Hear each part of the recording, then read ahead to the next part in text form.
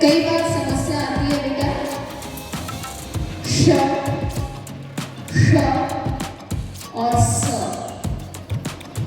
फिर से बोले श श और स। मेरे बोलने से आपको कुछ अंतर महसूस हो रहा है? हो रहा है? कुछ लग रहा है कि मैं अलग बोल रही हूँ? अच्छा, अभी उसको समझते हैं। सबसे पहले अपना दाहिना हाथ आप अपने गले पे रखो। सभी लोग अपने गले पे रखो अपना दाहिना हाथ। इसको क्या कहते हैं? कंठ। इसको क्या कहते हैं? कंठ। ये कौन सा हिस्सा है? कंठ। अब मुंह के अंदर सोचो क्या है तुम्हारे? मुंह है ना, इसके अंदर। अब आपको क्या मिलते हैं? कंठ के बाद एक छत मिलती है। छत है, टंग लगा के देखो ऊपर, टंग के ऊपर छत है, जैसे मकान के ऊपर छत होती है। उसको क्या बोलते हैं? तालू। उसको क्या बोलते हैं? तालू।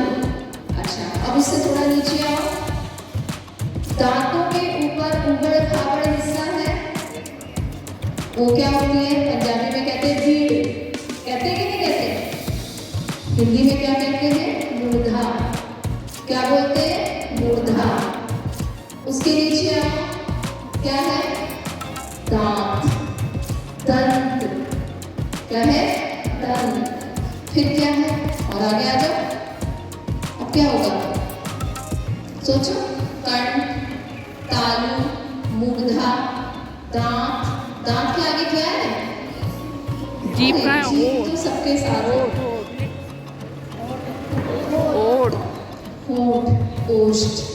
ठीक है? तो अब स्थिति क्या है कि बच्चों को समझ नहीं आता कि कौन सा शब्द कहाँ है या उसके उच्चारण में अंतर ही क्या है। देखिए, आप जिसको बोलते हो शलगम वाला श, बोलते हो ना शलगम वाला श, कैसे बनाते हैं? उंगली से करो, ऐसे। शलगम वाला श। ठीक है? कौन सा श है? तालव्य। तालू से बोलेंगे, कोशिश करो तालू से बोलने की। जीभ को तालू के पास ले जाकर बोलो श। आवाज आता है कि जीभ घूमेगी। बोलो श, बोलो श, श। फिर से बोलते रहिए एक बार श। उसके बाद मूर्धा से बोलने की कोशिश करो श। मूर्धा यानी कि ऊपर खाकर वहां जीभ ले जाओ। श बोलो श। कौन सा श है ये? षट्कोण वाला श। कौन सा श है? षट्कोण वाला श। उसके बाद आता है स। तो कहाँ से बोलते हैं? दांत से। स, स। तत्वों को पहचान नहीं पाते कि हम जो शब्द बोल रहे हैं एकार्थी है, अनेकार्थी है, भिन्नार्थक है या पर्यायवाची है या समानार्थी है या फिर विलोम है। लेकिन ध्यान को सुनिए इसको। प्रत्येक शब्द का एक मूल अर्थ होता है, मुख्य अर्थ होता है, जिसे मुख्यार्थ या मूलार्थ कहा जाता है। अर्थ के आधार पर भाषा की लघुतम इकाई शब्द है।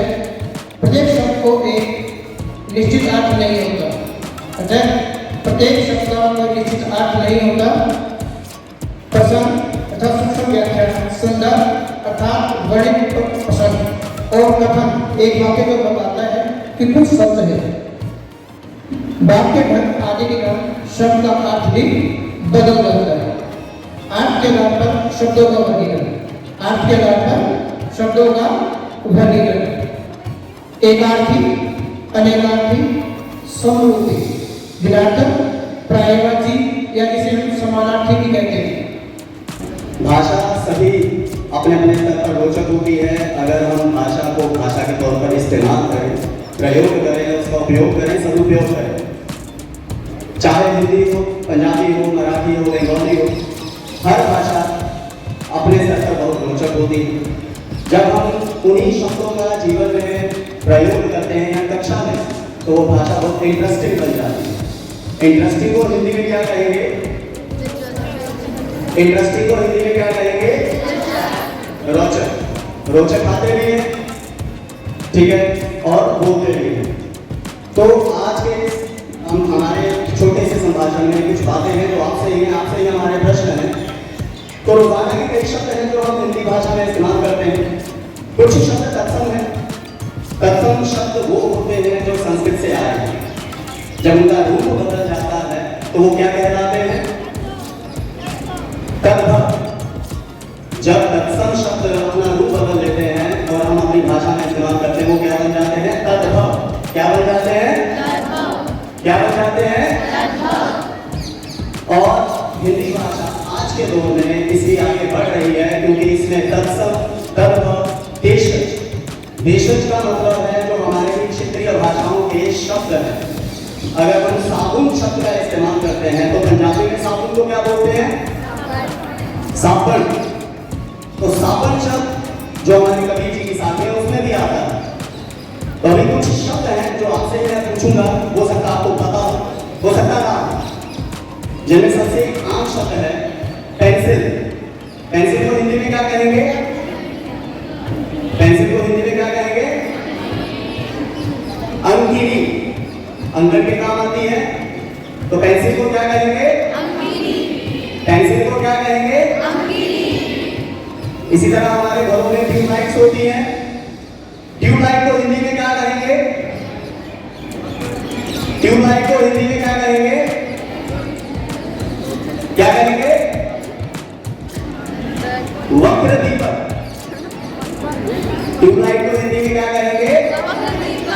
देखिए दिया, दिया ही दीपक है, बस वो जो ट्यूबलाइट है जो हमें रोशनी दे रहा है उसका आकार वक्र है। ठीक है, तो वो कहीं ना कहीं तत्सम शब्द है, संस्कृत का शब्द है वक्र दीपक। और बल्ब प्राचीन काल से चले आ रहे, जब से उनकी खोज हुई है। बल्ब को क्या कहते हैं हिंदी में? बल्ब को क्या कहते हैं? गोल दीपक। साधारण शब्द है वक्र दीपक, ट्यूबलाइट। और बल्ब क्या है? जो हमारे पीछे बच्चे आवाज आ रही है, बल्ब क्या है? गोल दीपक। गोल दीपक। अभी दो शब्द आपसे पूछेंगे जो हमें लगते हैं हिंदी के हैं। ठीक है, हम अपनी रोजाना भाषा में उनका इस्तेमाल कर रहे हैं। एक है रिक्शा। रिक्शा किस भाषा का शब्द है? पुर्तगाली। हाँ जी, बोलिए बोलिए। रिक्शा किस भाषा का शब्द है? इंग्लिश। अच्छा, कितने कहते हैं रिक्शा इंग्लिश भाषा का शब्द है? हाथ खड़ा करें, रेज योर हैंड्स। जिन्हें लग रहा है रिक्शा अंग्रेजी भाषा का शब्द है।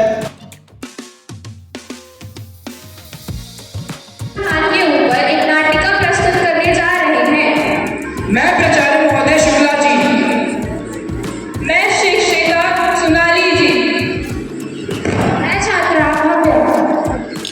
मैं छात्रा मीना। मैं छात्र रोहन। मैं छात्र जय। मैं छात्र कार्तिक। मैं छात्र देव। शिक्षिका जी कक्षा में आती है।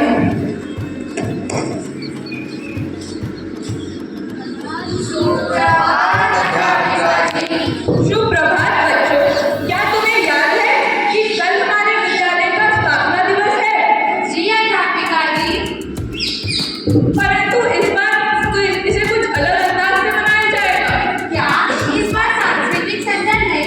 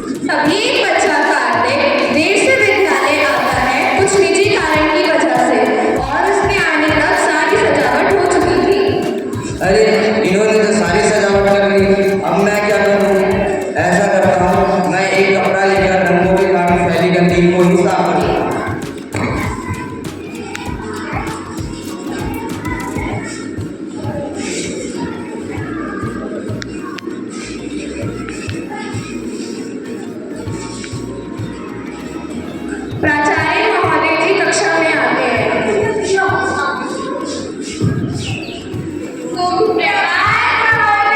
सुप्रभात बच्चों, आप सब कैसे हैं? ठीक है महोदय जी। बच्चों दिखाओ आपने क्या क्या बनाया है। महोदय ये देखिए मैंने रंगोली बनाई है। बहुत सुंदर, महोदय ये देखिए मैंने गुलदस्ता बनाया है। अति सुंदर। महोदय जी ये देखिए मैंने चित्र बनाया है। वाह क्या बात है। और कार्तिक तुमने? महोदय जी देर से आने के कारण मैं कोई सजावट नहीं कर पाया, बस जो कक्षा में फैला हुआ था उसे साफ कर दिया।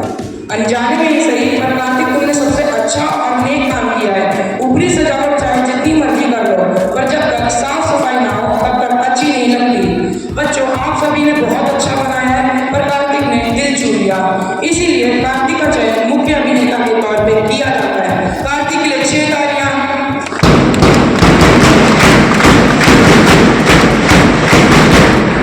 वैसे ही देश की चाहे जितनी मर्जी तरक्की हो जाए, परंतु जब तक देश साफ नहीं होगा तब तक प्रकृति का कर्ज माफ नहीं होगा।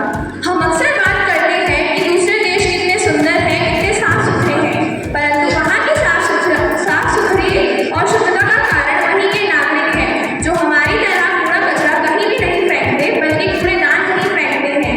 इसीलिए अगर सही मायने में लोग जागरूक होंगे तो सही मायने में देश स्वच्छ होगा। इसीलिए हम सबकी तरफ से आपके लिए एक नारा, स्वच्छ नागरिक स्वच्छ देश। धन्यवाद एवं शुभ दिन। चलिए दिखाइए।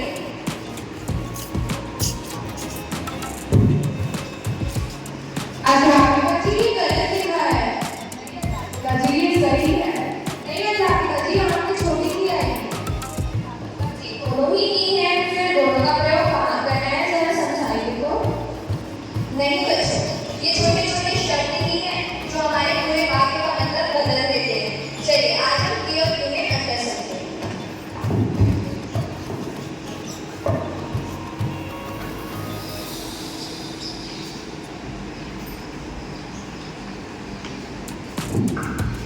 इनमें जो मुख्य अंतर है वो यही है कि इस सी में हर्ष का इस्तेमाल हुआ है, जिसे हम छोटी टी कहते हैं, और इस सी में दीर्घ का प्रयोग हुआ है, जिसे हम बड़ी टी कहते हैं। तो चलिए अब हम इनके प्रयोग को समझेंगे। तो इस सी का प्रयोग क्या करता है कि ये योजक के रूप में प्रयोग होता है और क्रिया के तुरंत बाद। अध्यापिका जी ये जो शब्द आपने इस्तेमाल किया है योजक, इसका अर्थ क्या होता है?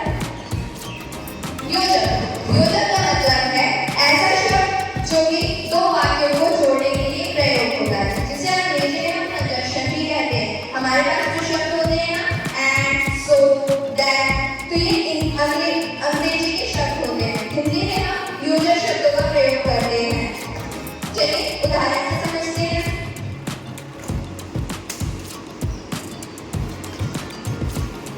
राम ने कहा कि कल वह दिल्ली जाएगा। तो यहाँ पे आप उदाहरण देख सकते हैं। राम ने कहा हमारा पहला वाक्य है, कल वह दिल्ली जाएगा हमारा दूसरा वाक्य है, और इन दो वाक्यों को जोड़ने के लिए हम किस शब्द का प्रयोग कर रहे हैं? की का। तो यहाँ पे हमने की का प्रयोग एक योजक के रूप में देखा। इसका दूसरा प्रयोग क्या कहता है? क्रिया के तुरंत बाद। इसी उदाहरण से समझते हैं। राम ने कहा, कहना हमारी क्रिया है, और क्रिया के बाद हमने किस शब्द का प्रयोग किया है? की का। तो यहाँ से हमने की का प्रयोग समझा। क्या ये आप सबको समझ आया? चलिए अब हम की के प्रयोग को समझेंगे। इस की का पहला प्रयोग क्या कहता है कि करना क्रिया के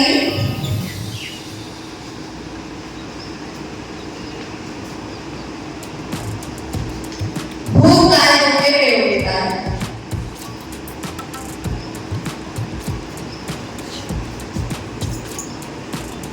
चलिए इसे उदाहरण से समझते हैं कि करना क्रिया के भूतकाल रूप में प्रयोग होता है। तो इसका उदाहरण क्या हो सकता है कि सीता ने पढ़ाई की।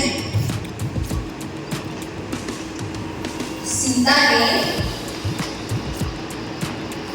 पढ़ाई की। तो यहाँ पे हम देख सकते हैं कि पढ़ाई यानी जो उसकी क्रिया है ये वो पढ़ चुकी है, यानी कि ये कार्य हो चुका है। तो सीता ने पढ़ाई की, तो हमें निशब्द का प्रयोग किया है की का।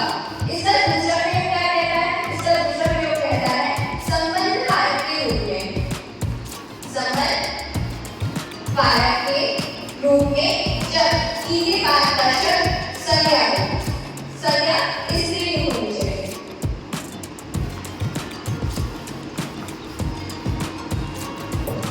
तो इसका दूसरा प्रयोग क्या कहता है? संबंध कारक के रूप में जब की के बाद का जो शब्द है संज्ञा वो स्त्री हो। चलिए उदाहरण से समझते हैं। शिवांगी की माता